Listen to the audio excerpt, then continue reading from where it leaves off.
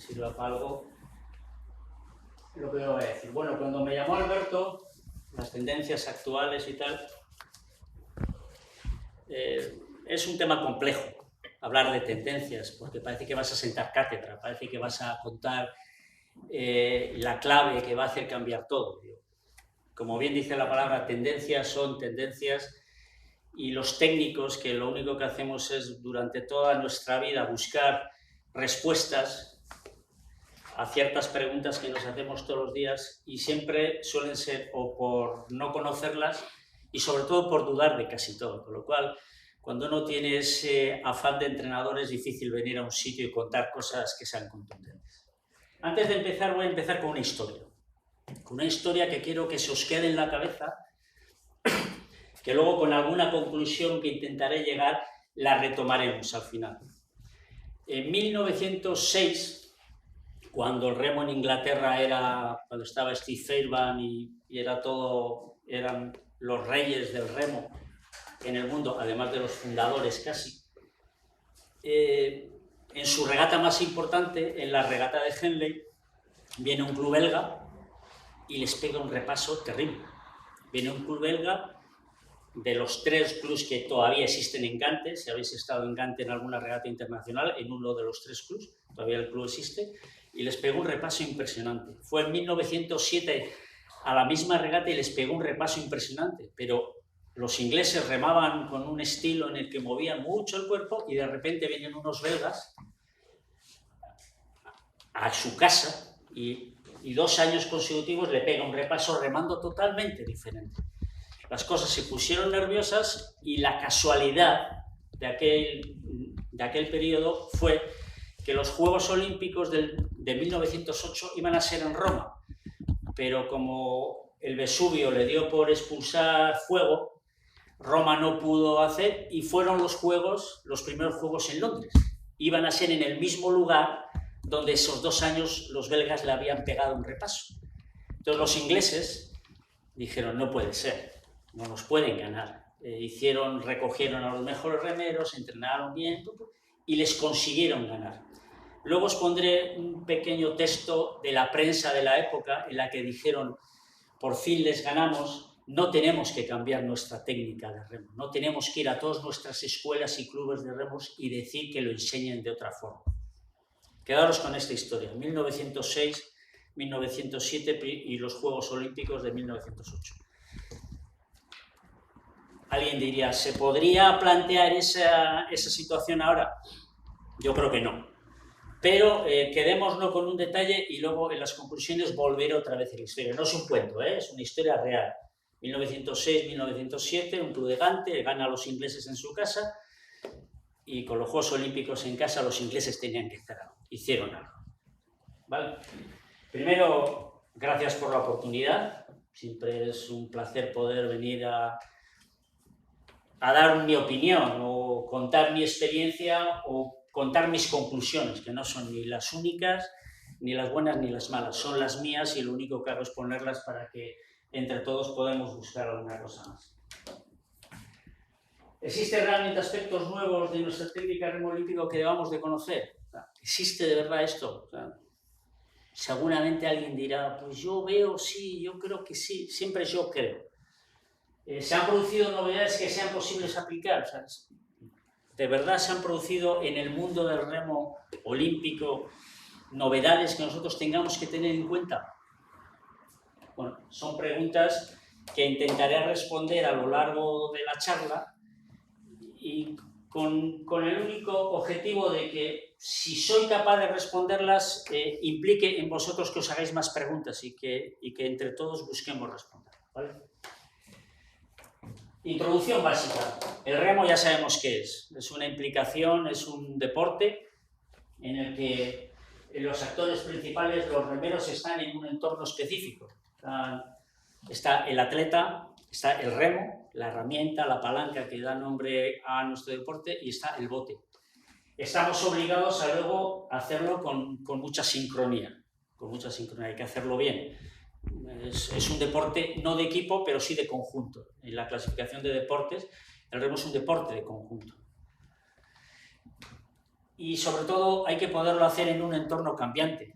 Hay que poderlo remar en cualquiera de las situaciones en las que nuestros árbitros determinen que se puede remar y se rema. Y esa es una foto de la pista de Múnich, creo. Y bueno, pues hay veces en las que hay que poder remar así. Y no voy a decir nada en las veces en las que algunos en nuestros entornos a veces tenemos que entrenar. Todos no tenemos el lago de Bañolas a las 9 de la mañana en condiciones neutras en nuestros clubes. No lo tenemos. Este es el remo. Es un deporte complejo, que no complicado, pero complejo por estas situaciones. Hay que controlar muchas cosas en un entorno complejo y con un montón de gente. Solo pueden ser, pero 2, 4, 8 personas. Esto es algo que yo siempre pongo en los cursos de remo y que tenemos que diferenciar, y más cuando vamos a hablar de tendencias. El concepto de técnica, cuestiones o aspectos. ¿Qué es la técnica? La técnica son aspectos, en nuestro caso además,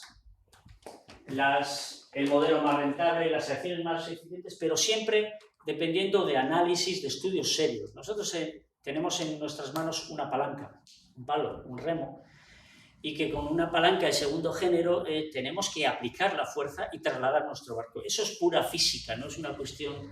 Entonces hay muchos aspectos de la técnica que son difícilmente discutibles, ¿no? Y está muy estudiado. El remo bancomóvil, hay muchísimos artículos, muchísimos análisis, que no dejan de ser opiniones que suman, pero opiniones que suman y van mejorando poco a poco el proceso.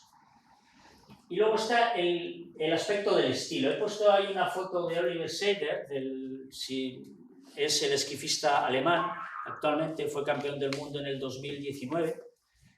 Y fue un antiguo nadador, un chico de 2 metros, antiguo nadador, lleva remando muy pocos años, ganó el mundial, era el favorito para los Juegos Olímpicos, no se metió en la final. Y en los Juegos Olímpicos gana un antiguo ligero, un griego que es un antiguo ligero, y gana el esquif a todo el mundo un antiguo ligero, el griego, Stefanos.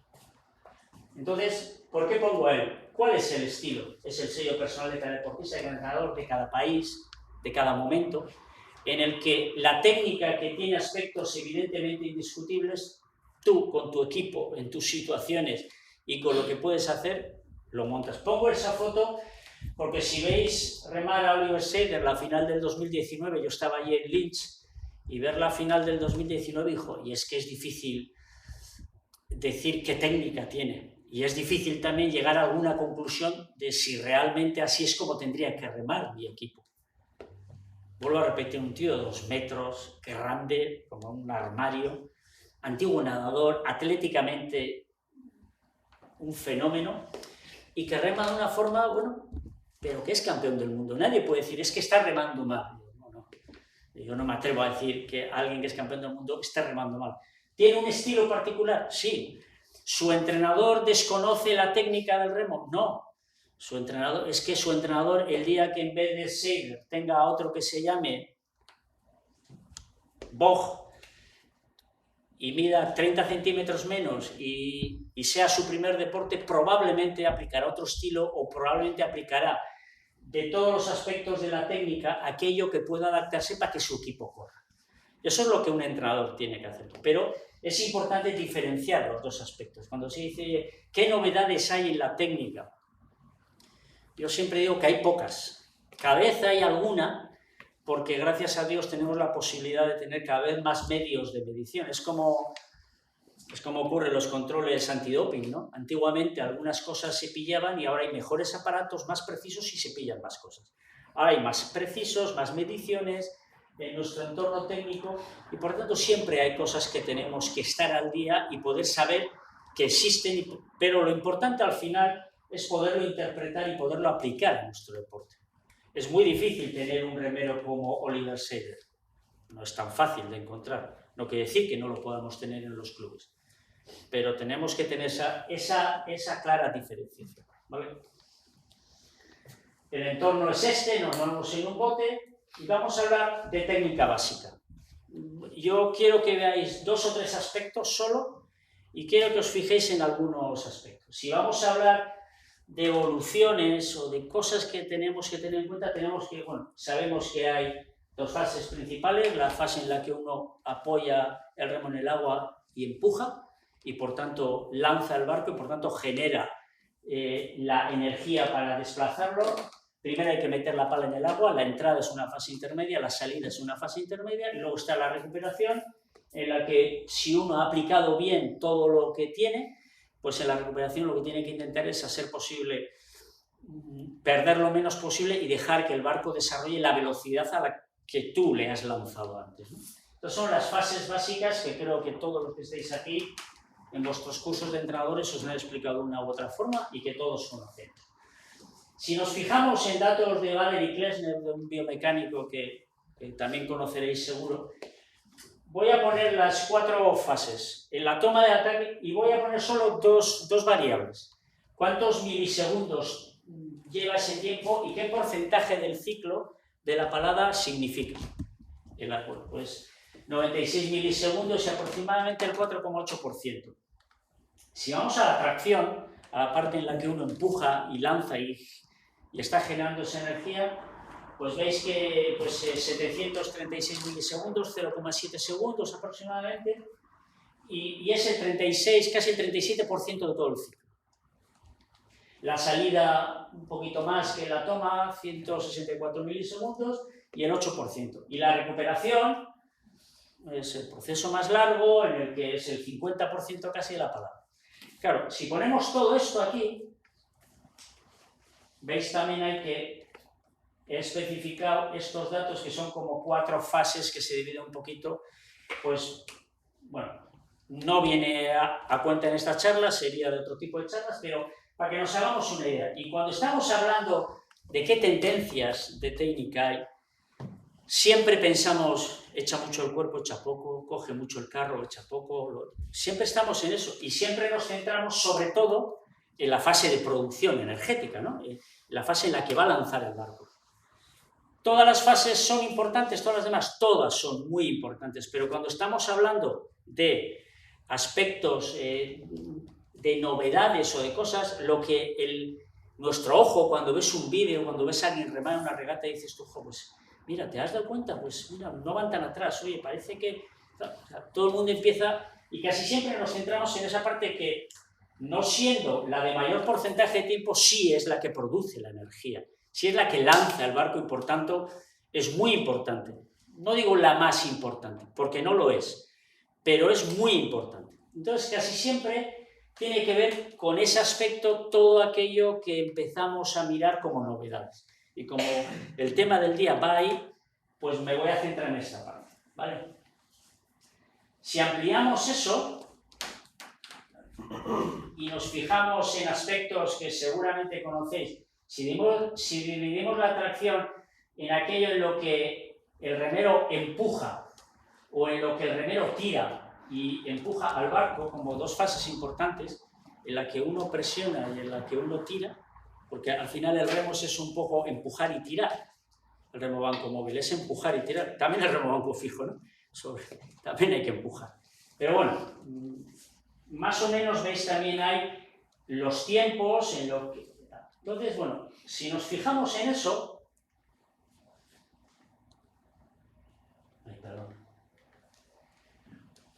Nos iríamos, para no liarlo mucho, veis aquí la fuerza, ¿no? La famosa curva de fuerza, que todo el mundo tal, bueno, en los ergómetros o en los row perfect, todo el mundo que tal, cuál no es, cuál sí no es, etcétera, etcétera.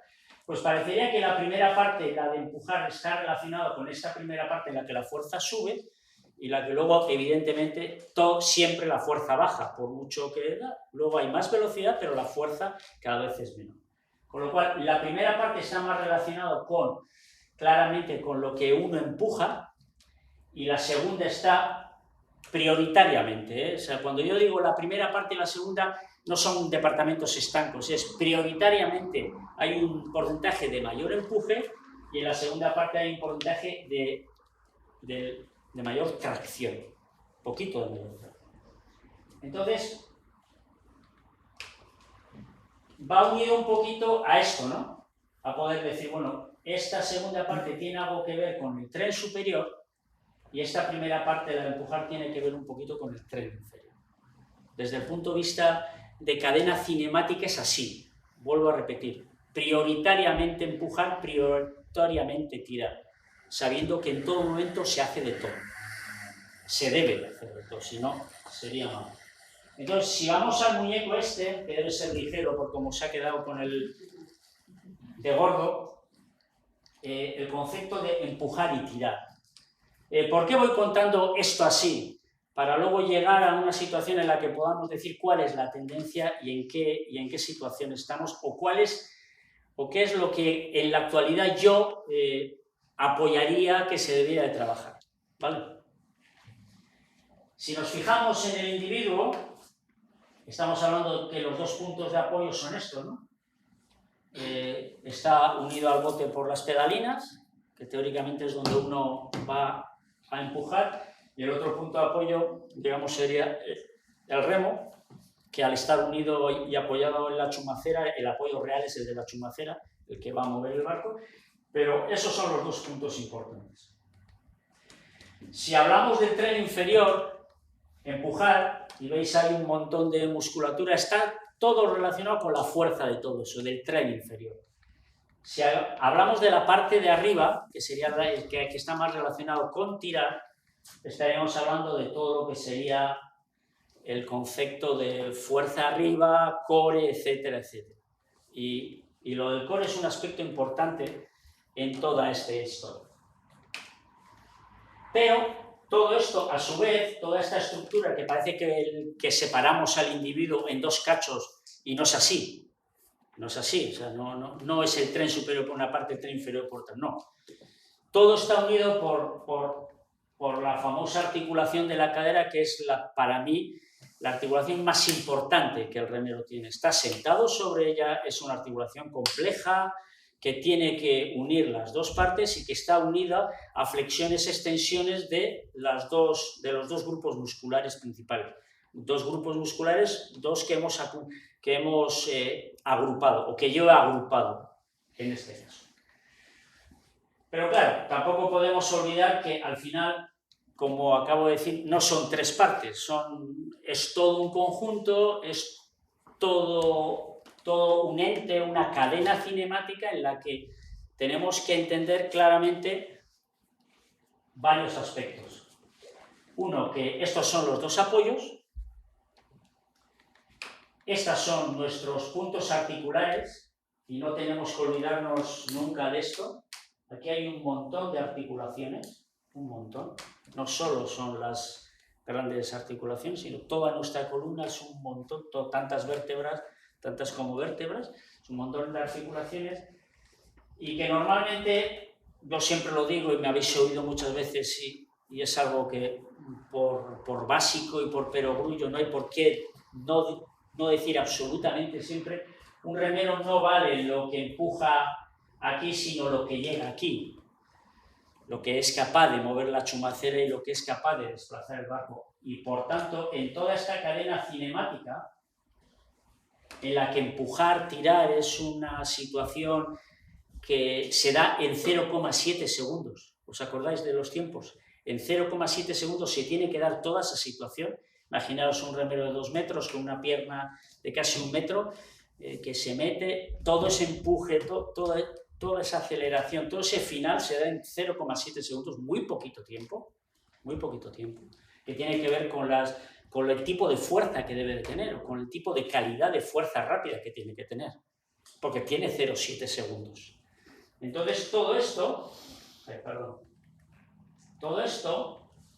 esta cadena cinemática es la que nosotros tenemos que entender como técnica. O sea, eso se tiene que producir para que toda la energía que nuestro organismo produce se transmita al barco, porque es lo importante.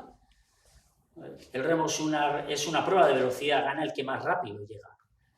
Entonces hay que conseguir velocidad del barco. Y todo eso, nuestra energía, la energía que nosotros generamos, se tiene que transmitir en una cadena cinemática larga, desde ahí hasta aquí, muy larga, en la cual hay muchas funciones de empujar y tirar, de muchas formas, y evidentemente, como he dicho antes, lo he separado como en dos grandes grupos, porque son los que nosotros mentalmente en nuestro trabajo diario vemos, ¿no? Cómo mueve el cuerpo, cómo mueve las piernas, el carro, hasta dónde va. O sea, eso es en lo que nos fijamos, entendiendo que es una cuestión bastante más compleja y que siempre hay un riesgo de hacerlo tan analítico. Empujar y tirar, no, he dicho prioritariamente empujar, prioritariamente tirar. Porque entonces en toda esta cadena, esta complejidad, probablemente esté la eficiencia, ¿no? Porque si somos capaces de, como en el caso del alemán, aprovechar un atleta impresionante y hacer que corra el barco, pues es la mejor técnica. Tengo que saber cómo lo tengo que hacer, qué es lo que está ocurriendo, pero si soy capaz de que entre el primero en meta, ya está, he sido el más rápido. Entonces, esta situación no la tenemos que olvidar. Esa es nuestra técnica, y aquí hay un montón de cosas que están muy demostradas. Todos esos tiempos, porcentajes, todo eso está muy medido durante muchas mediciones biomecánicas, está muy, muy estructurado. No es algo que se me ha ocurrido a mí, ¿no? Son datos recopilados por muchos científicos a lo largo del año, perdón, a lo largo de la historia, y que han generado situaciones que nos hacen conocer nuestro deporte. Y eso es lo que como técnicos tenemos que tener claro. Entonces, ¿todo eso para qué? Pues para producir un montón de, como pone ahí, pues de fuerza de newtons y vatios, en función de cada una de las modalidades, hombres, mujeres, punta, couple, y el objetivo de todo eso es poder generar toda esta energía. Nuestra técnica, nuestra evolución, si hay algo que es siempre por buscar estos números, buscar el máximo. Estos son valores medios de alto nivel. Evidentemente, un chaval, un junior, no va a estar en estos vatios, un esquifista junior no va a estar en esos vatios, estará en menos, pero para que os hagáis una idea, esa es la situación. O sea, uno tiene que ser capaz de producir esos vatios en las situaciones que hemos visto. Entonces, para seguir con la técnica básica, como pone el título todavía. O sea, por ejemplo, el porcentaje de los grupos, aquí hace piernas, tronco y brazo, también son datos de Valery Klesnes, ¿eh? Los porcentajes del desplazamiento. El tren inferior aporta en el desplazamiento entre el 35,2%. El tronco, no sé si lo veis, el tronco el 31% y los brazos el 33%. En este caso, el tren superior lo desglosa entre dos apartados, que es el tronco y los brazos, que son los responsables de la aceleración final. Como veis, está más o menos en el desplazamiento, pues hay más o menos están iguales, ¿no? Todos influyen en eso. Si vemos en el ratio de potencia de cada uno de los tres, casi aquí estos datos ahora ya los posicionan un poquito más, estamos hablando del 50% las piernas, del 30% el tronco y del 22-23% los brazos. Eso es así, eso está medido, muy medido, y más o menos eso también como técnicos nos da la importancia de la potencialidad que esos tres grupos, yo antes lo he dividido en dos, tren superior, tren inferior. En este caso, tren inferior, tronco y brazos, que componen el tren superior. Pero bueno, ahí está una idea. Y el porcentaje de utilización máximo del potencial de los grupos, esto es interesante. De la potencialidad máxima que tiene la flexioextensión del tren inferior, la flexioextensión del tronco o la flexioextensión de la articulación del codo de los brazos, el porcentaje de aprovechamiento en el remo, curiosamente, es que aquí con esta luz, es de lo que las piernas pueden dar, se aprovecha el 95%, es lógico pensar, ¿no? La posibilidad es mucha porque el carro tiene una longitud, tiene un desplazamiento grande, del tronco el 55% y de los brazos el 75%. Curiosamente, el tronco es el que se aprovecha en un porcentaje más pequeño de sus posibilidades. Quizás, y solo digo quizás, esa es la explicación de que, por ejemplo, en Lucerna, un año, Canadá apareciera remando así. Eso es Lucerna. Dices, ostras. No sé si lo habéis visto, pero esto es un dosín remando en Lucerna, de Canadá. No del club iba a decirte, de ninguno, de Kaiku, ya que veo allá a Pedro, ¿vale? O alguien como Hamish Bond, ¿sabéis quién es? triple campeón olímpico, dos oros en Doshin y una en 8 en Tokio, que este es el Mundial de Gifu en Japón, en el 4-sin. Fijaros cómo Nueva Zelanda durante mucho tiempo estaba utilizando mucho el cuerpo también. Las hermanas, las gemelas, que fueron dobles campeonas olímpicas. Quizás en el aprovechamiento, y es una estructura muy antigua, no es de ahora, Quizás, claro, si yo solo aprovecho el 55% de la posibilidad que la flexoextensión de mi cuerpo tiene, bueno, lo voy a utilizar más. Y puede ser una idea lógica, ¿no? Evidentemente no hay ningún Doshin que reme así ahora.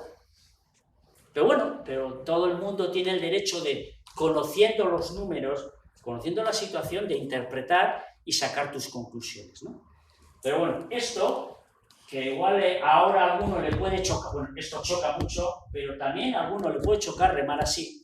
Y si ves algunos vídeos del último mundial y tal, pues dices tú, ostras, pues eso no, bueno, es que este señor es 3 veces oro olímpico, no sé cuántas veces campeón del mundo, y en esa época iba así, pues porque iba en un 4-sin y porque eso era lo que su entrenador decidió que tenía que hacer. ¿Vale? Entonces, las conclusiones a veces pueden venir de datos de este estilo en el que uno puede decir, joder, si solo aprovecho el 55%, voy a aprovecharlo más, voy a moverme más. ¿Eso tiene sus contras? Sí. Si tú te mueves más, el barco fluctuará más, todo este juego. Seguramente uno que mide 2 metros y pesa 105 kilos le interesará menos, uno que es un ligerito, 1,77 y tal. Hay muchísimos aspectos de eso. No sé si visteis la regata de la final del doble, final olímpica del doble school en Londres, en el que gana Nueva Zelanda 2 tíos de 1,80, y la fotografía del podio es muy famosa porque hay 2 tíos de 1,80 en la mitad y el segundo y el tercero son casi de 2 metros, y la fotografía es como distorsiona, pero eran los campeones con 1,80. ¿Vale? Si lo podéis, veis en YouTube y tal, y la foto es curiosísima, es así. Bueno, pero fueron los que ganaron. Y de hecho uno de ellos tuvo problemas en el equipo neozelandés porque no le querían por bajito. Lo echaban del equipo por bajito. Esto es verdad, ¿eh?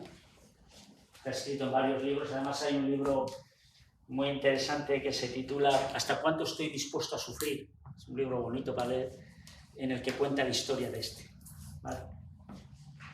Aprovecho que así vamos viendo también, para que tengáis para esto.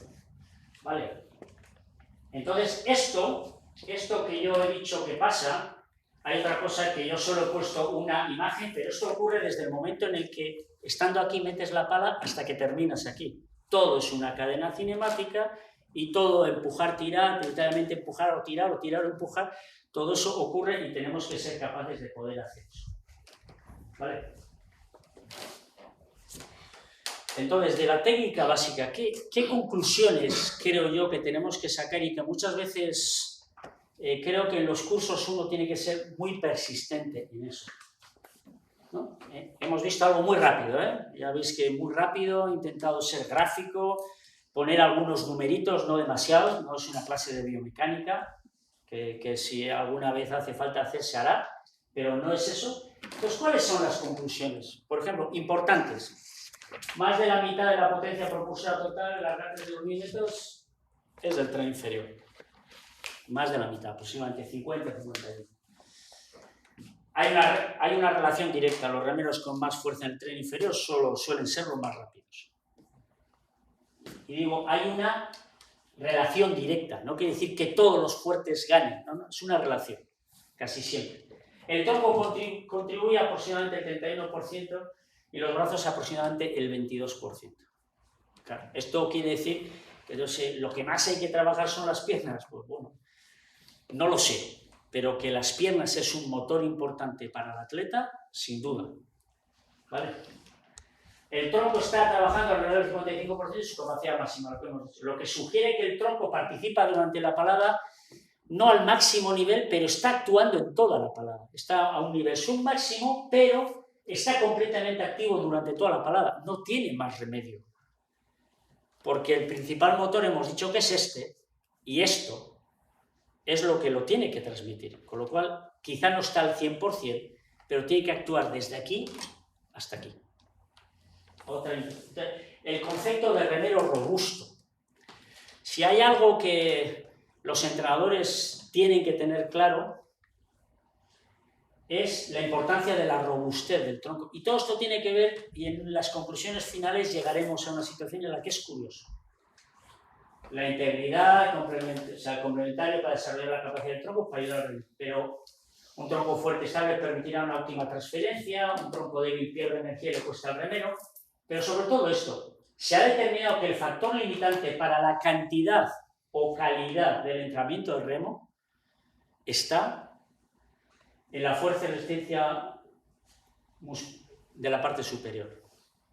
O sea, la calidad y cantidad de nuestros entrenamientos, aun cuando el tren inferior sea el que produce más del 50% de la potencia, está en lo fuerte y resistente que seas del tronco. No está utilizado al 100%, pero está en una situación submáxima de uso, pero está en todo momento puesto en jaque. Y debe de ser el principal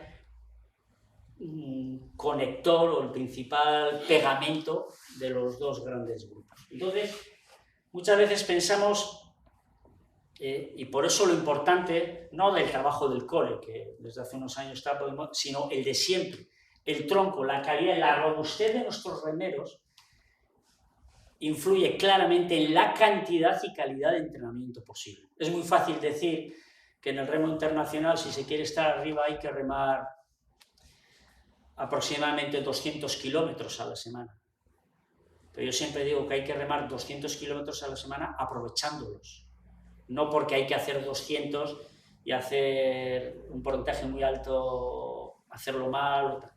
200 kilómetros aproximadamente, 200 kilómetros, o los que en función del nivel uno quiere hacer, depende mucho, en este caso, y eso sí que es algo que es muy de la técnica y que no debemos olvidar, de la robustez del remero. Yo siempre digo que durante muchos años, muchas veces cuando se iba a los mundiales y tal, se veía algunos remeros ingleses, como si tienen hasta un poquito de barriga y tal. Estos tíos, ¿cómo son los campeones olímpicos? La robustez del tronco determina claramente la cantidad y calidad del entrenamiento que un remero puede hacer en barco. Importante, como conclusión, no sé si novedosa, pero sí a tener que recalcar. No es nuevo, pero hay que recalcar. ¿Vale? A ser posible para acá, al final acabar hecho un trapo como el de la foto, ¿no? Porque así es como acabas hecho un trapo. Bueno, vamos entonces a una cosa muy buena. Si vamos a hablar de cuál es la tendencia actual, hemos visto algo básico, muy básico la técnica, y que he querido dejar 3 o 4 cosas muy claritas. Se podría hablar solo de lo que he hablado hasta ahora una semana entera, pero esto es importante. Entonces, siempre que hablamos de estilos o de cuál es la tendencia, siempre hay que, bueno, o a mí me gusta fijarme, como muchos biomecánicos lo hacen, muchos entrenadores, en cuál es la dinámica y en qué enfatizamos. ¿Cuál es la dinámica? Y ahora entenderéis por qué. ¿Qué es una dinámica consecutiva? Eso serían las piernas, esto sería el tronco, eso serían los brazos. Consecutivo, ¿vale? Primero, prioritariamente, casi piernas, muy poco. Veis que nada es estanco, ¿no? Si yo echo aquí una línea, aquí tengo piernas, tengo tronco, no tengo aquí brazos, pero aquí, por ejemplo, tengo todo, ¿no? Un poquito de todo. Entonces, lo que he dicho antes, prioritariamente. Pues una dinámica de grupos musculares consecutiva sería esto.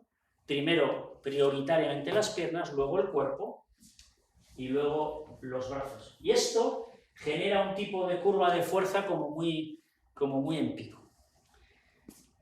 Estos son aspectos que seguramente conocéis, pero que no viene mal recordar, ¿vale? Para poder llegar. Si vamos a una acción simultánea, sería algo parecido así. Piernas, tronco, desde el primer momento las piernas y el tronco actúan simultáneamente, lo cual no quiere decir que en el otro, y que quede claro, cuando uno hace esto no quiere decir que el cuerpo está flojo o se ha olvidado y solo empujo, no. El cuerpo, ya hemos dicho ahora la importancia que tiene de mantenerse robusto y tal, pero que prioritariamente la potencia o los vatios que se genera de energía son principalmente así, ¿no? Y si vamos a esto, veis que los brazos es un poquito parecido, ¿no? En los dos, porque los brazos es que mecánicamente no tienen otra opción. Son al final, entonces, ¿dónde está la gran diferencia? En lo que yo he intentado dividir al principio, tren inferior, tren superior. Entonces, lo consecutivo, lo simultáneo, hace una curva de fuerza un poquito menos alta, genera menos energía, pero la genera como una curva un poquito más plana, más rectangular suelen hablar, pero bueno, nunca rectangular, ¿no? Claro, si nosotros integráramos las curvas de fuerza y tal, eso genera la potencia, si pudiéramos comparar esto en números reales, probablemente la potencia podría llegar a ser hasta casi parecida, solo que la dinámica con la que se han generado es distinta, claramente, simultánea o consecutiva. Me estáis siguiendo, ¿no? O sea, no lo estoy complicando. Entonces, bueno, eso es algo que desde el punto de vista de los grupos musculares un entrenador tiene que elegir. Tiene que elegir cómo quiero yo que remen mis remeros. ¿Qué técnica, qué estilo de lo que yo sé de técnica, de lo que es difícil de discutir, los tiempos, los watts, es muy difícil porque está muy medido. ¿Esto qué tengo que aplicar? Bueno, pues la consecutiva, como he dicho ahí, el pico de fuerza es más alto y es más triangular. Si veis las dos cuestiones, veis dónde está la gran diferencia, ¿no? En la dinámica de los grupos musculares. Y hay gente que ha ganado con una y hay gente que ha ganado con otra. No se puede decir, pero teniendo en cuenta que son 3 elementos articulares principales agrupados con un montón de músculos en los que el brazo al final tiene una pequeña diferenciación en los dos casos, parece ser que lo que primeramente es más diferenciador es lo que yo decía al principio, el tren inferior y el tren superior, ¿no? Si veis esto, que es un ejemplo que aparece a muchos, lo tenéis, seguro que lo habéis visto muchas veces, arriba es el 4 school alemán, que es un esto simultáneo, y abajo es el doble ligero italiano, que es más, si os fijáis en algún apartado, por ejemplo, en el que este cuerpo ya se ha movido algo y el del italiano casi está igual, y si vamos a otro fotograma, veis por ejemplo que aquí veis el remedio italiano casi ya las piernas, porque lo ha priorizado antes, y todavía aquí los alemanes tienen porque están empujando con las piernas y a la vez están abriendo el cuerpo. Se ve claramente, nunca vais a ver claramente en un bote si es simultáneo, esto es como muy stripper, pero luego es muy difícil de ver, porque, entre otras cosas, porque esa patada, vuelvo a repetir, se hace en 0,7 segundos, y probablemente alguno de esos en menos.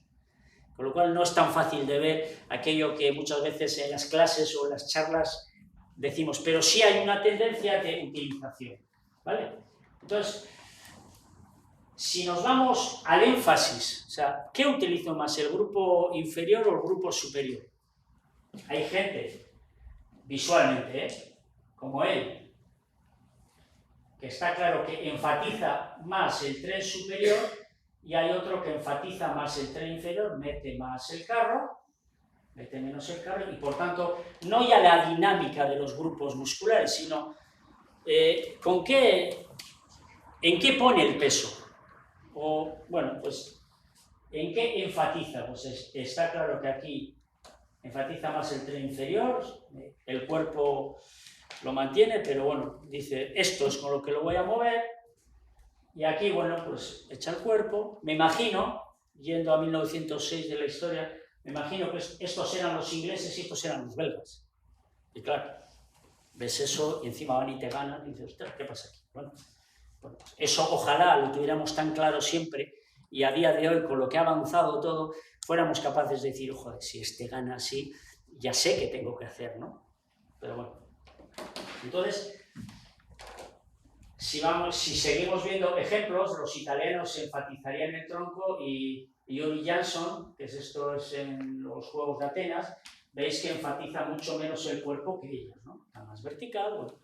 pues hay distintas formas de remar, pero la misma técnica. Lo importante es que sean capaces de generar 600 vatios o 500 vatios utilizando eso, empujando unas pedalinas y tirando. Exactamente eso es lo que tienen que hacer. Entonces, de la dinámica hemos visto como la dinámica simultánea o consecutiva, y desde el énfasis, no sé cómo voy de tiempo, tú me vas avisando, ¿eh? Para no aburrir. Todavía como no se ha desnucado ninguno, pero por si acaso nadie duerme. Entonces, con la dinámica y con el énfasis, que son dos aspectos que hay muchos más aspectos, pero creo que son los que a primera vista un entrenador tiene que controlar. Tenemos esta situación, puede ser simultáneo o consecutivo, la dinámica de nuestros grupos musculares, y puedo priorizar más el tren superior y el tren inferior. Si esto lo ponemos en un cuadrante en el que se puedan dar cualquiera de las posibilidades, como una somatocarta en el que no hay nada ectomórfico, sino algo puede estar un poquito de todo, si lo pongo así en un cuadrante, que esto es algo que lo habéis visto también, o lo hacen muchos, pues enfatizar, o sea, tren superior, tren inferior, dinámica consecutiva y dinámica simultánea. Si nos ponemos así y vamos poniendo posibles esquemas, esto sería una forma de remar enfatizando el tren inferior, ¿veis? Poco el cuerpo, y con una dinámica simultánea, ¿no? Las piernas y el cuerpo se están moviendo las dos. Si vamos arriba, claramente la tendencia tendría que ser a enfatizar el tren superior, por tanto el cuerpo se tira más, y hacer un esto simultáneo en el que el cuerpo y las piernas se hagan igual. ¿Vale? Si fuéramos a esta situación en la que el esquema pudiera ser este, en el que se enfatiza el tren superior, se vuelve a inclinar, pero aquí claramente, ¿veis? Primero está prioritariamente las piernas, apenas el cuerpo se mueve, y luego cuando las piernas han acabado, se mueve el cuerpo, lo vamos siguiendo, ¿no? Es fácil. Y luego si vamos a esta de aquí abajo, en la que utilizamos el tren inferior, evidentemente no se echa tanto el cuerpo, pero se empuja primero y luego el cuerpo. ¿Por qué? Porque es una dinámica consecutiva.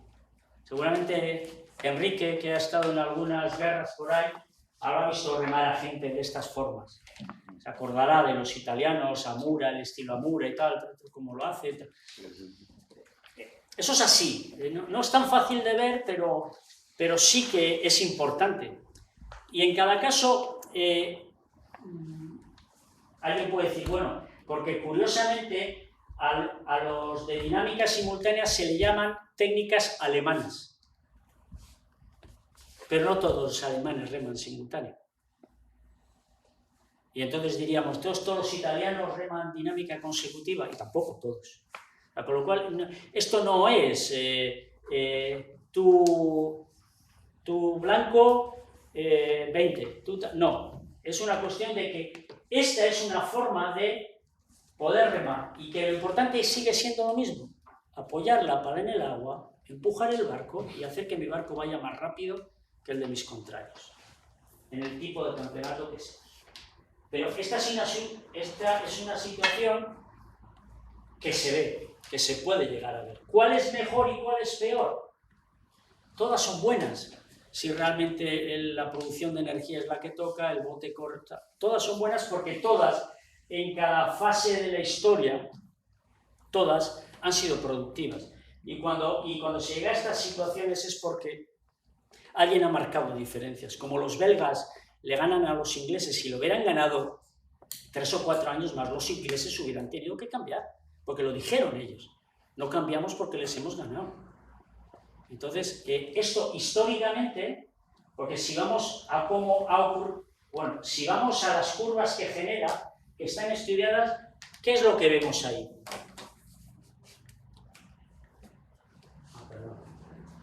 ¿Qué es lo que vemos aquí? Una curva más rectangular porque son simultáneos, ¿no? Y una curva más en pico porque son consecutivos. Y curiosamente, ¿qué es lo que de arriba abajo ocurre? Solo viendo la curva negra. ¿qué es lo que ocurre? Parecería que el pico se desplaza hacia la izquierda, ¿no? ¿Sí o no? Sí, ¿no? O sea, esto es más cuadrado, esto es más triangular, y de arriba abajo, de empatizar un tren u otro, parecería que el pico, que es un aspecto importante, pero no es una clase de biomecánica ni nada por el estilo, parecería que de arriba abajo se desplaza hacia la izquierda, ¿no? Eso es una tendencia, o sea, esos son datos medidos, no son datos, de nuevo, de Valery Klesner, las curvas, los tipos, porque lo ha medido, ¿eh? No porque alguien se pone a pintar, porque lo ha medido. Entonces, claro, si vemos la evolución histórica que ha tenido esto,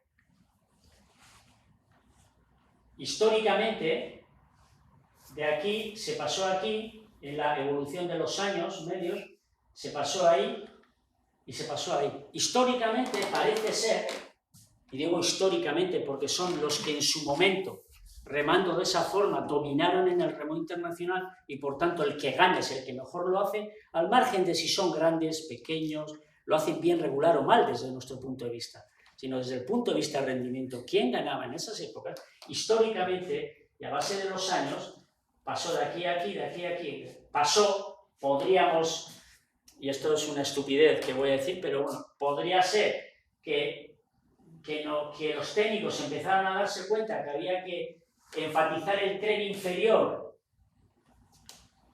de forma simultánea, luego para pasarse al tren superior de forma consecutiva, de forma simultánea, pasarse al tren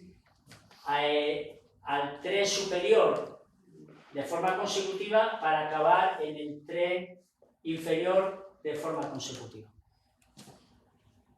Con lo cual alguien diría, bueno, pues si el tiempo ha sido así, lo que tenemos que hacer, o lo que tú tienes que decir que es lo actual, es esto, ¿no? ¿No? Pues no. Pues no. Porque vuelvo a repetir, nuestro único problema y gran problema, como el que tuvieron los ingleses en 1908, era ¿cómo gano? Y este me ha ganado haciendo una cosa y yo puedo cambiar o no, o mantenerme en uno. ¿Vale? Entonces, ahora la pregunta es, joder, ¿y a qué vienes aquí a echarnos este rollo y nos dices que no se puede decir nada?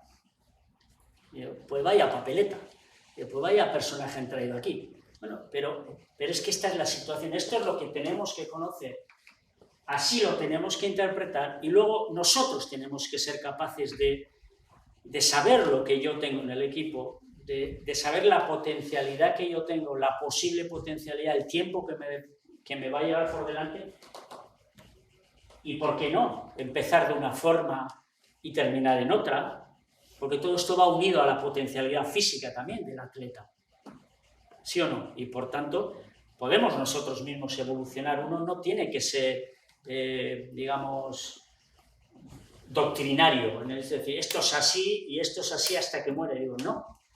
Entonces, pues ya veis, Alberto ha traído un tío que os cuenta un rollo y os dice, joder, pues vosotros veréis. Digo, ¿para qué viene un tío a contar que vosotros veréis? Eso ya lo sabíamos. Pero bueno, yo me atrevo a decir algunas cosas. Y como quedará grabado, pues ya me podrán despellejar los que no estén de acuerdo conmigo. Pues es lo que hay. Cuando discutemos y cuando hablamos es cuando avanzamos, probablemente. No hay que enfadarse, pero casi. Se tiende a enfatizar de forma clara el uso del tren inferior. El agua se toma a través de la pedalina. Esto es algo que técnicamente, en la técnica actual, tendríamos que todos trabajar. El agua se toma a través de la pedalina. Y tomar el agua, no meter la pala en el agua, apoyar la pala, es algo importantísimo, porque sin ese apoyo nuestra palanca no funciona y por tanto no empujaríamos al barco. Importantísimo. Es importante producir un pico de fuerza máximo lo antes posible en la fase de tracción. Lo antes posible. Y por tanto, desplazarlo a la izquierda. Está demostrado que mientras antes llegues a ese pico, tu palanca apoya mejor y tu transmisión es mejor. Y tu bote es más rápido. En tanto en cuanto en menos grados alcances muy rápido el pico de fuerza máxima. Eso no solo se hace diciendo lo quiero hacer. Eso se hace teniendo una calidad de fibras y un entrenamiento de fuerza rápida para que en poco tiempo eso se produzca. Todo esto va unido siempre a la condición atlética del individuo, porque no es que yo quiero que lo haga, yo tengo que darle los medios para que lo haga. Y si mi entrenamiento de fuerza es un entrenamiento de fuerza del tren superior en vez del tren inferior prioritariamente, para hacer una toma buena me estoy equivocando. Y si en vez de hacer una fuerza rápida, porque si 0,6 o 0,7 segundos es toda la palabra de tracción y la toma eran 0,096, ¿en qué poco tiempo tengo que tomar y lo antes posible dar fuerza? Con lo cual yo tengo que saber qué tipo de fuerza tiene que tener ese tren inferior. No solo decirle que lo haga, sino darle y entrenarle físicamente para que él lo pueda hacer. Que eso es lo que hay muchas veces nos equivocamos. No es pensar, quiero remar como el neozelandés. Muy bien. ¿Tienes la potencialidad del neozelandés? No.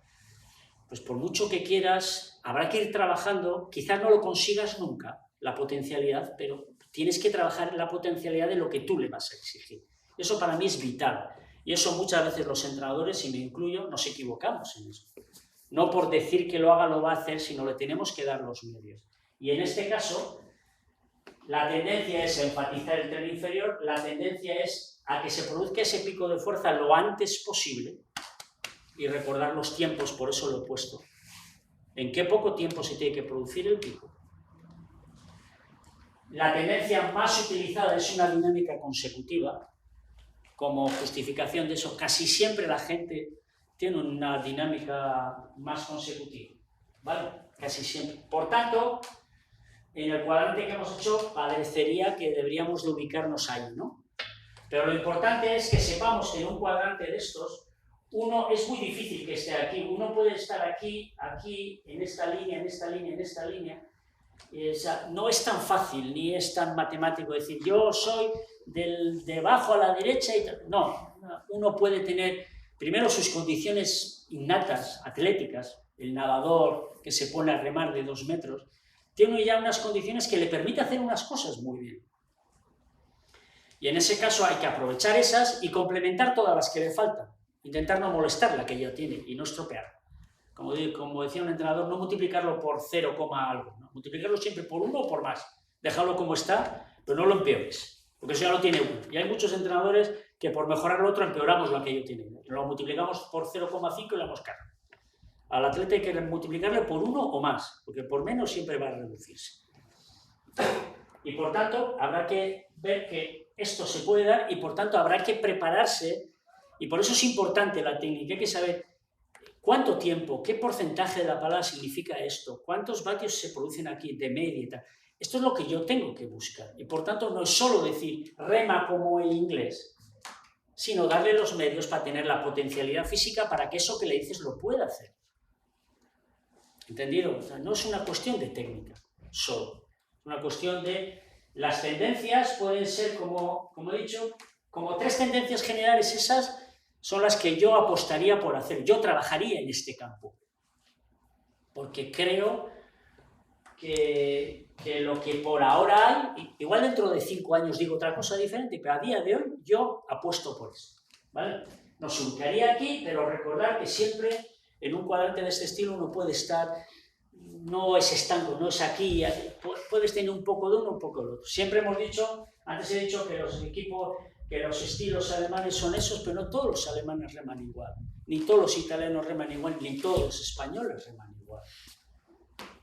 Porque probablemente cada atleta es diferente, cuando se unifica una dinámica en un país y hay una dinámica de condición atlética, pues sí, suele haber una tendencia, pero viene el típico talento que lo hace de otra forma y tú crees que el entrenador de ese país le va a decir, no, tú fuera del equipo porque me distorsionas la tendencia del país. No, pero si es el mejor, si va a ganar el mundial.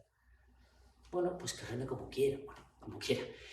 Pues como quiera, o sea, aprovechemos, no multipliquemos por 0,7 a ese atleta, aprovechemos lo que tiene bien y con el conocimiento de técnica que tenemos que tener, porque por eso somos los técnicos, hagámoslo bien. Seamos capaces de acoplar ese talento con lo que demanda nuestro deporte.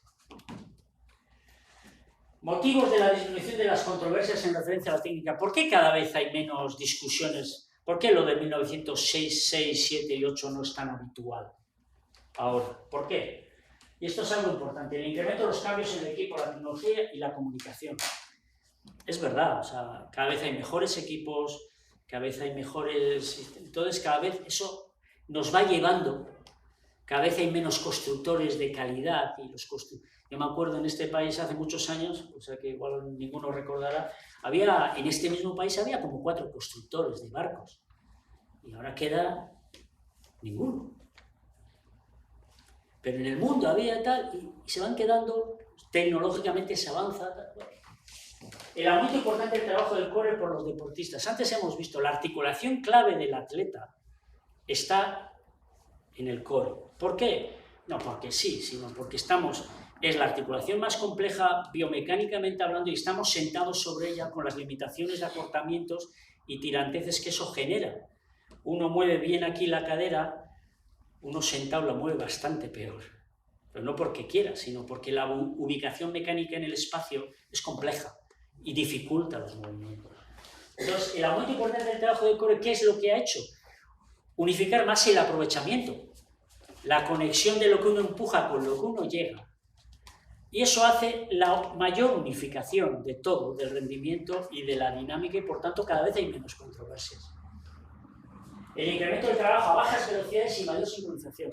Se trabaja muchísimo a muy pocas paladas y cada vez los remeros tienen mayores sensaciones biomecánicas de desplazamiento del barco, porque, como siempre, el barco nos entra por debajo. Cuando uno empuja y lanza el barco, la pregunta es, ¿uno va a popa o el barco me entra por debajo?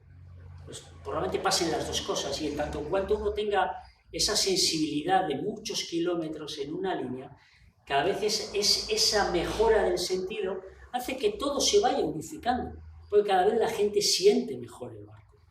Y sentir el barco es vital, porque nuestro barco es un compendio de velocidades en distintos sentidos, de inercias que chocan y no chocan, y en tanto en cuanto hay cada vez mayor trabajo en velocidades, en botes además de cortos, a velocidades muy lentas, eso se va afinando.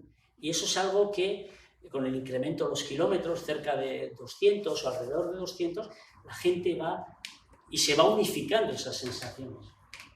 La influencia de las redes sociales, es verdad.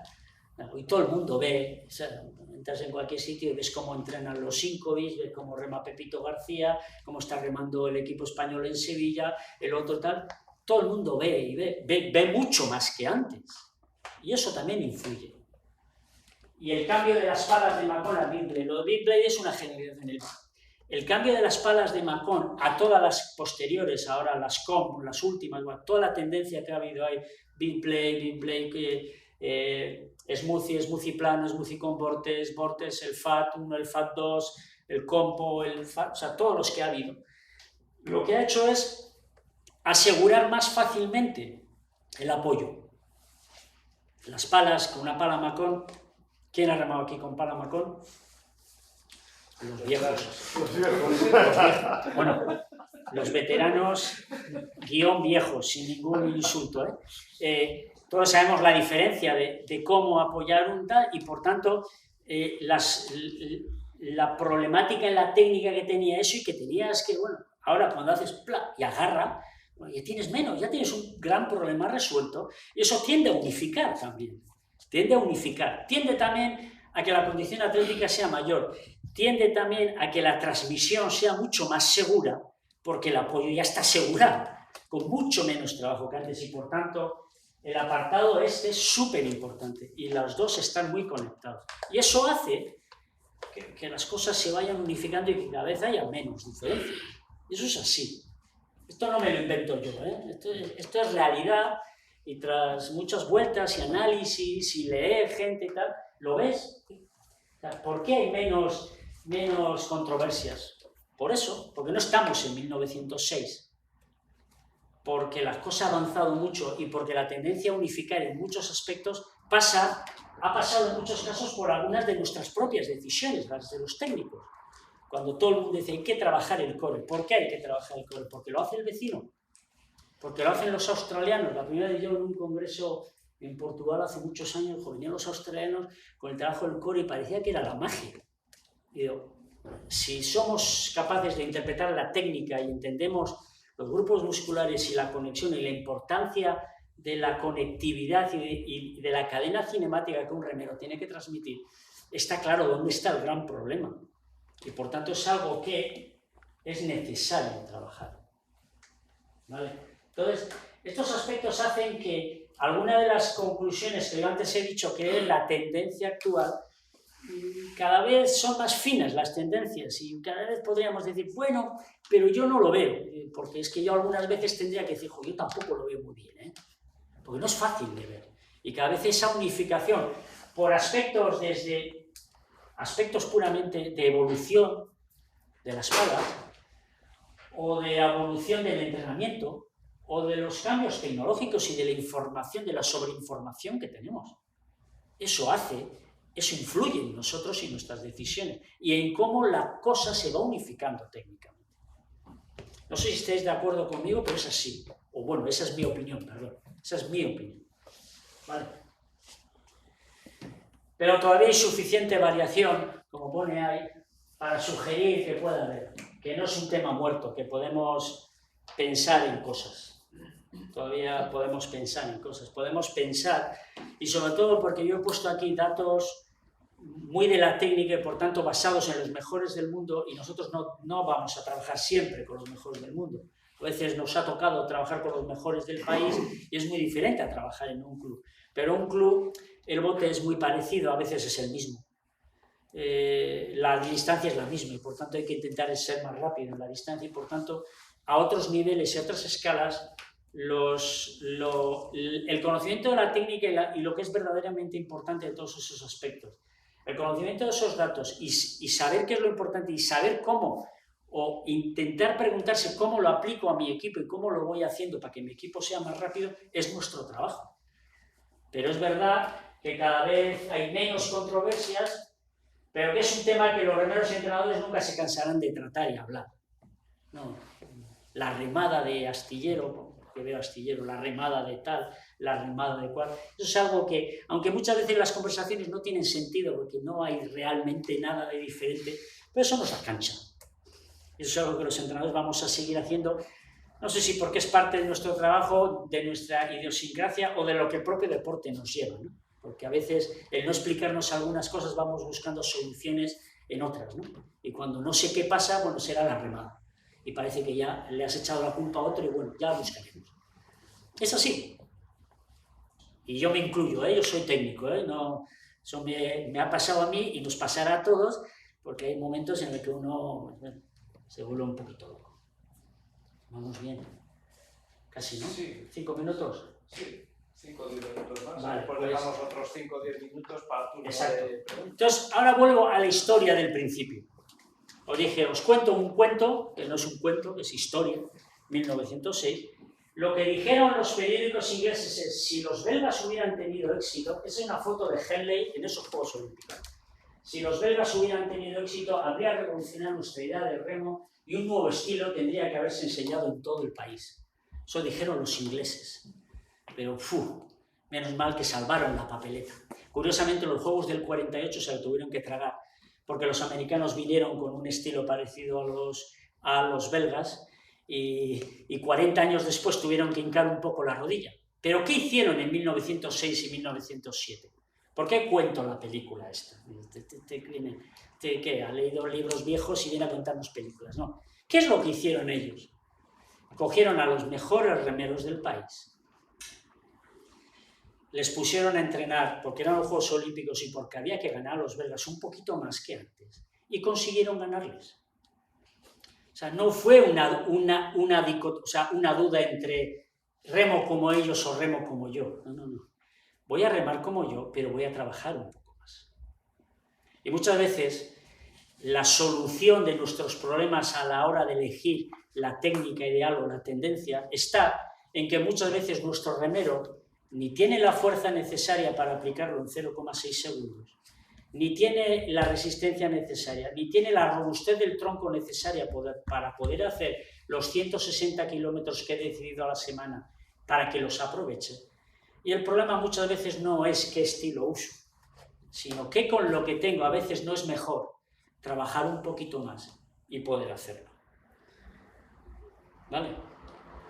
He intentado explicar algo. llegar a unas conclusiones de tendencia actual, pero tomando el hilo de la historia del principio, es decir, los ingleses, aunque 40 años después tuvieron que hincar la rodilla, en ese momento dijeron, ¿por qué vamos a remar como los belgas? Hagamos bien lo que sepamos hacer y hagámoslo más veces. Entonces, me parece importante unir realidades, historias que pueden parecer, ya viene el antiguo, el viejo, no voy a llamaros viejos a vosotros y yo, voy a contarnos, pero eso fue así. Muchas veces no está tanto en mirar hacia afuera como en entender lo que la técnica y nuestro deporte nos exige y prepararlos para ello. Y cuando tengamos el suficiente condicionante atlético de nuestros atletas, podemos hacer cada vez más cosas, pero empecemos por hacerlo. Y que muchas veces la tendencia actual pasa por algo tan sencillo como esto, ¿no? Esa foto le llaman las dos caras de la medalla. La sacó un remero y ponía las dos caras de la medalla. Una es la que está hacia arriba y otra es la que está pegada a todas las manos destrozadas de remar 215 kilómetros a la semana. Y en el contexto del entrenamiento solemos tener la tendencia de buscar la eficiencia máxima evitando el fallo, huyendo del sufrimiento. Existe el impulso de entrenar una y mil veces aquello que nos sale bien, obviando lo necesario e imprescindible que es entrenar aquello que necesitamos mejorar. ¿Y cuántas veces esto se nos olvida? Y qué fácil es repetir lo que sabemos hacer bien y qué duro es repetir muchísimas veces aquello que me sale mal. Pero las dos caras de la medalla están ahí y muchas veces todo pasa por un poquito eso. No vengo yo aquí a predicar ni a decir que sois una tal, pero cuántas veces seguramente los más mayores de aquí dicen, joder, es que los jóvenes de ahora son unos flojos, no entrenan y tal. Bueno, quizás es que el entrenador les hace entrenar poco y el primer flojo es el entrenador. Pero bueno, he puesto esta frase que es de un italiano, de un fisiólogo italiano, en el que es verdad. ¿Cuántas veces nos da miedo por sufrimiento, por lo que sea, entrenar aquello que no nos sale? Y aquello que no nos sale hacerlo muchas veces. Y tanto en cuanto hasta que las manos nos queden así y todas las medallas tengan dos caras, ¿no? La de unas manos destrozadas y la del oro de la medalla. Importante. Y para terminar, una frase de Gabriel García Márquez que creo que habría que enviar a todos los entrenadores. Los seres humanos no nacen para siempre el día que sus madres los alumbran, sino que la vida los obliga a parirse a sí mismo una y otra vez. Todos, absolutamente todos los días, tenemos que sacar lo nuestro, darle vueltas con todo lo que hemos visto y poderlo hacer. Y como ya es hora de recoger los remos, gracias por la atención y espero que os haya gustado y sobre todo servido.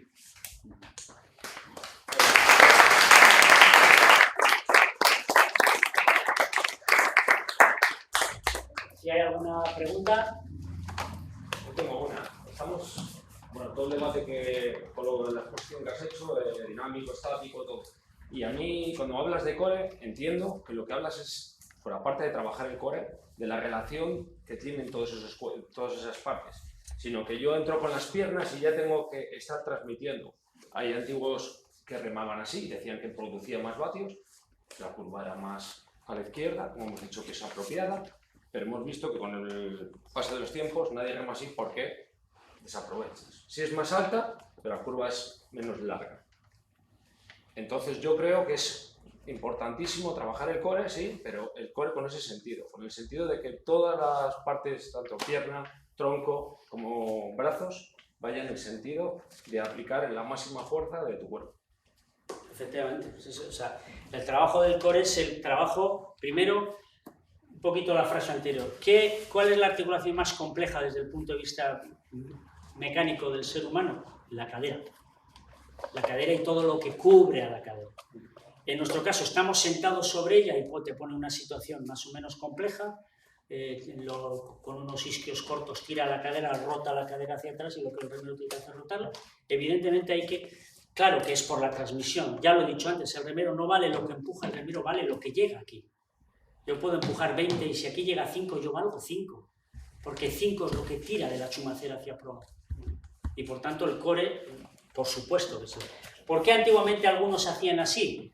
porque cuando uno tiene debilidad aquí, si quiere que la curva se vaya hacia la izquierda, evidentemente había muchos que hacían esto, porque lo que conseguían era fuerza rápida al principio, hacían que el pico llegara antes, y siendo un defecto técnico era una adaptación a una debilidad suya y podía ganar, y había gente que ganaba haciendo así. ¿Por qué? Porque la tendencia, o sea, se ha demostrado que un bote es más rápido si el pico de fuerza llega antes. Entonces, nadie le explicaba eso, pero él intentaba hacerlo y él veía que así corría más. Claro, con esto lo tenía que hacer. Como no tenía, o porque no lo coordinaba, o porque se rompía aquí, lo hacía con esto.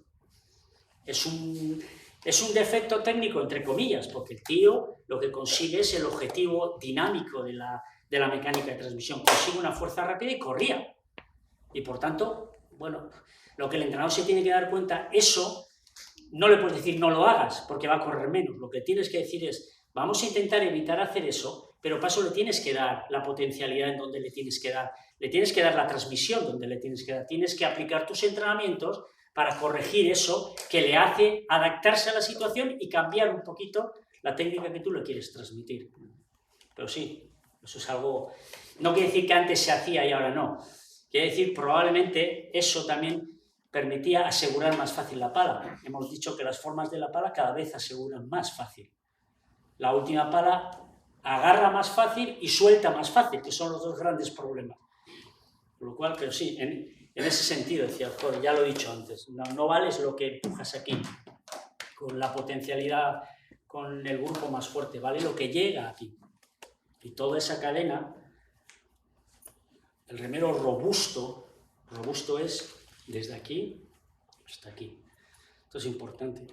Estar así o estar así tiene que ver nada con la transmisión. No os hacéis una idea de lo que se llega a perder. Cuando eso lo puedes medir con un aparato y te lo da y dices, tu madre mía, lo estoy perdiendo por esa tontería, que a veces puede parecernos estética, pero no lo es. ¿Por qué? Porque es una cadena.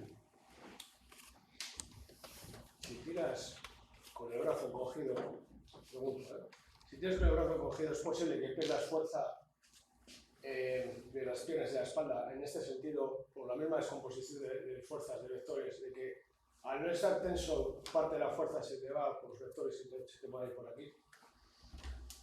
Desde un punto de vista puramente físico, sí. O sea, claramente, cuando la fuerza es un vector, es una fuerza vector, es un concepto vectorial, sí, se puede ir. Lógicamente, si yo tiro aquí y la línea va con toda la estructura, tiraré más que si tiro así, porque probablemente aquí hay algo que va en esta dirección y no va en esta, y esta es la que a mí me interesa, eso sí.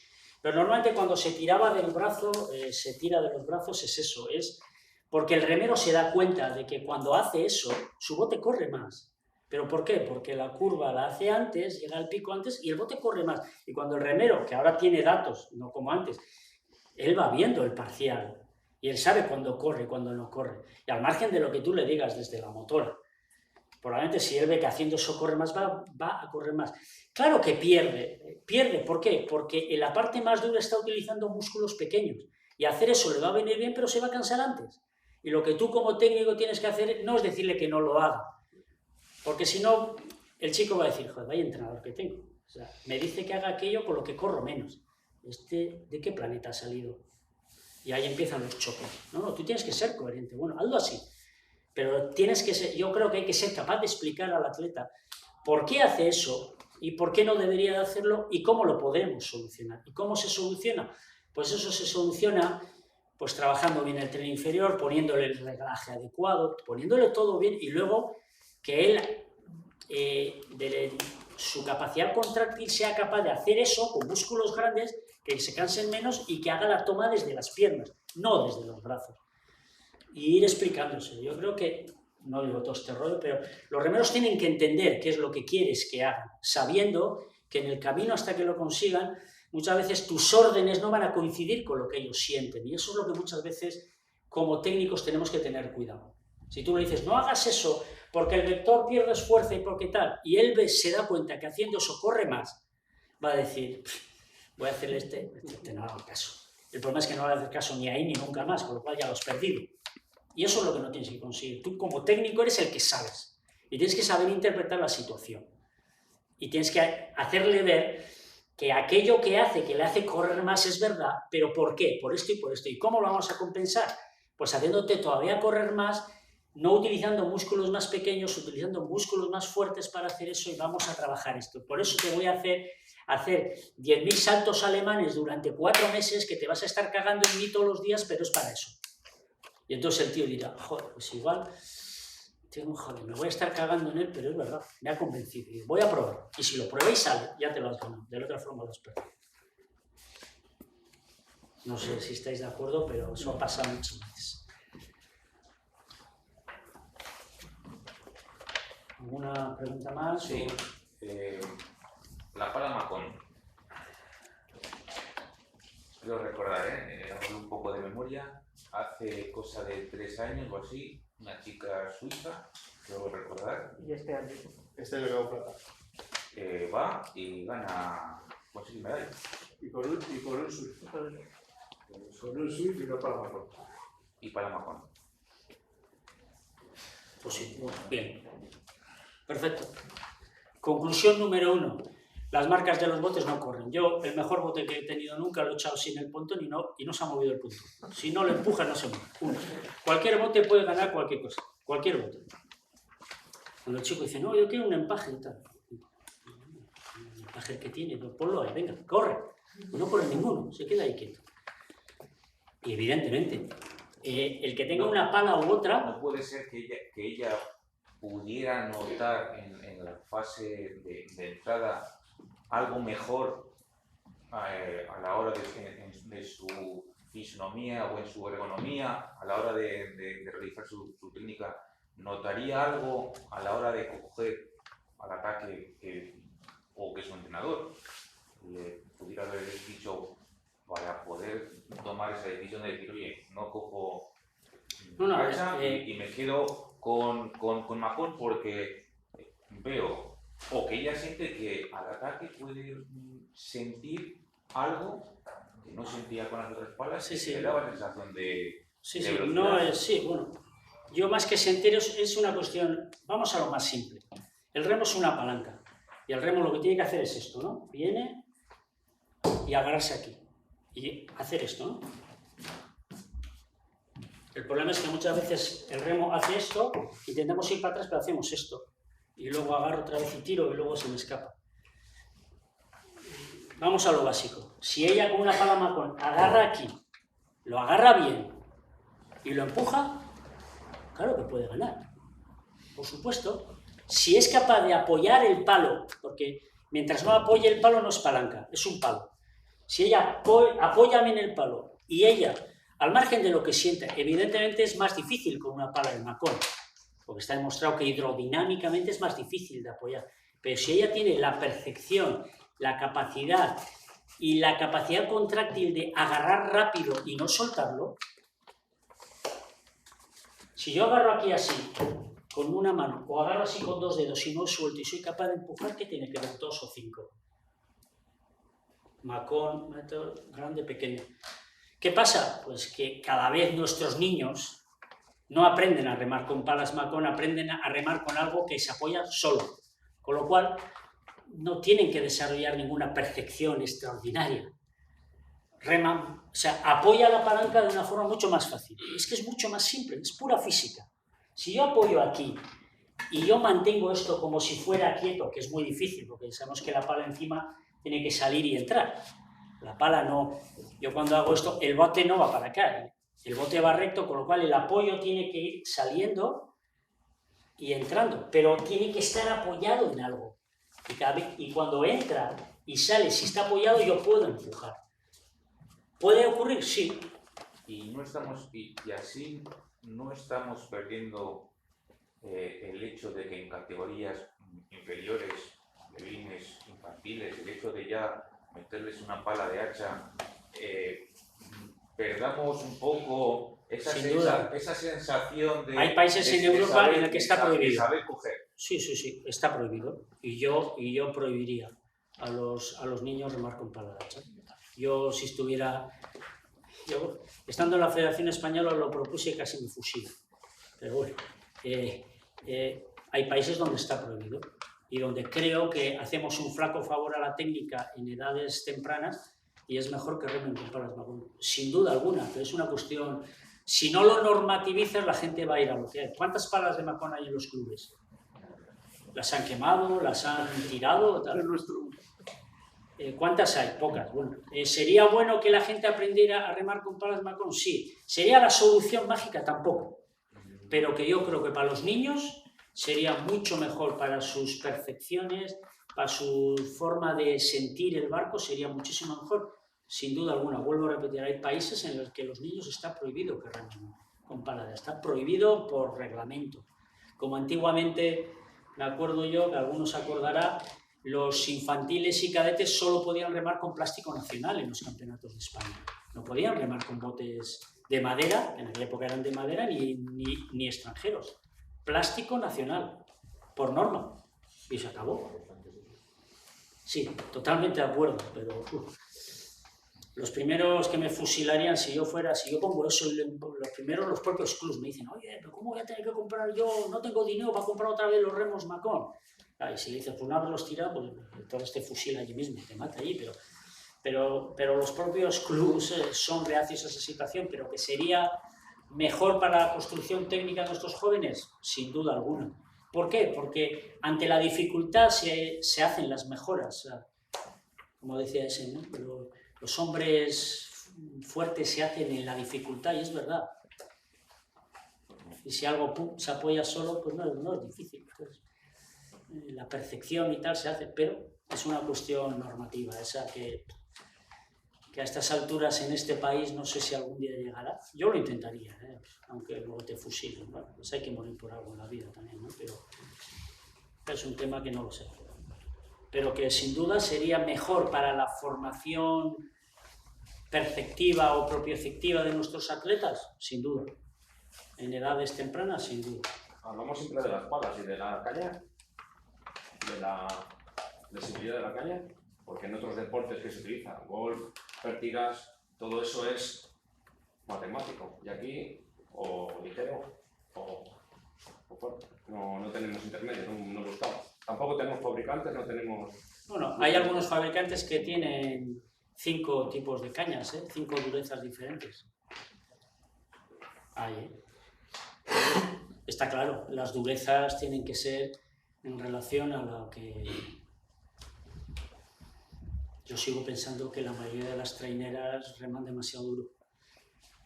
Pues ahora ya me meto en el campo de Enrique y no quiero meter que lo que a él le toca. Pero lo que he oído ahora de los Hispania es que...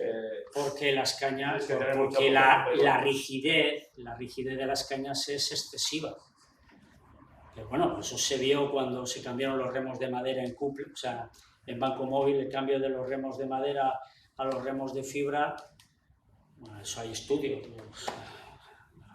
El incremento de las lesiones por fracturas intercostales que hubo cuando en el 91 los alemanes empezaron y a través después de los Juegos de Barcelona todo el mundo cambió de la madera a la fibra. La misma longitud, con distinto material, mucho más duro, y lo que los atletas no estaban atléticamente preparados para eso y se rompían. Sí, claro que hay que... O sea, pero ese es el campo del reglaje, que si el campo de la técnica a veces algunos ven tal, en el reglaje hay gente que tiene altares en casa y pone saltitos y fotografías y tal.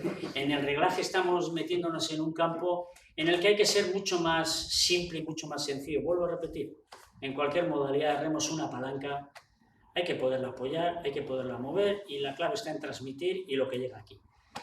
Y la potencialidad que tú tengas es la que podrás mover. Y si vas por encima de lo que tienes, pues algún problema acabarás teniendo. Pero sí, evidentemente hay que tenerlo en cuenta.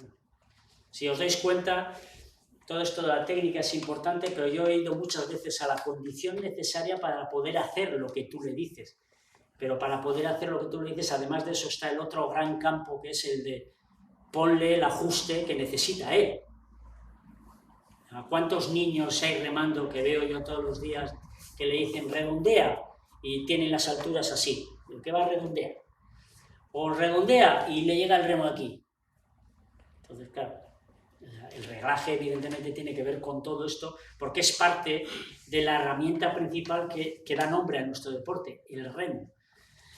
Y a veces perdemos la cabeza pensando si el cuerpo más adelante, el cuerpo más atrás, y estamos remando con un remo que no hay quien lo mueva. Pero bueno, no era mi tema hoy, pero sí, evidentemente la pala, la dureza, la calidad, el material, evidentemente todo tiene que ver. Cuando un pertiguista, que es algo parecido, un pertiguista, ¿por qué salta? Porque dobla la pértiga. O sea, y las pértigas no tienen reglamentación. Tú puedes llevar la pértiga más dura y más larga que usaban antes, era la de el saltador ucraniano, de Budka. Budka tenía la pértiga más larga y más dura que había, porque era el único que la podía mover. Y no hay limitación, cada uno elige la que puede mover. Y puedes saltar los mismos metros, pero la tienes que mover. Pues en nuestro caso es algo parecido. La clave del pertiguista no es solo la pértiga, porque para poder mover tienes que entrar en esos metros a la velocidad que tienes, ajustar en el cajón, aguantar el latigazo que eso da, que da un latigazo que te arranca los hombros, y además de aguantarlo, doblarlo para que te eche. Pues algo parecido es el remo, no deja de ser eso. Claro que hay que analizar cuál es tu pértiga, la calidad, por supuesto. Y en nuestro caso, él tiene un cajón. Y en nuestro caso tenemos el agua que se mueve y en el que tenemos que apoyar, que es la complejidad nuestra. Y todo eso tenemos que ser capaces de integrarlo dentro, vuelvo a repetir, eligiendo el estilo que queramos, analizando la técnica que queramos, pedirle a un chaval o a un senior o a uno que va a ir al mundial que haga una cosa cuando ni los medios que le pones ni la condición atlética que tú le has aportado en su preparación no es acorde, no lo va a hacer por mucho que le digas.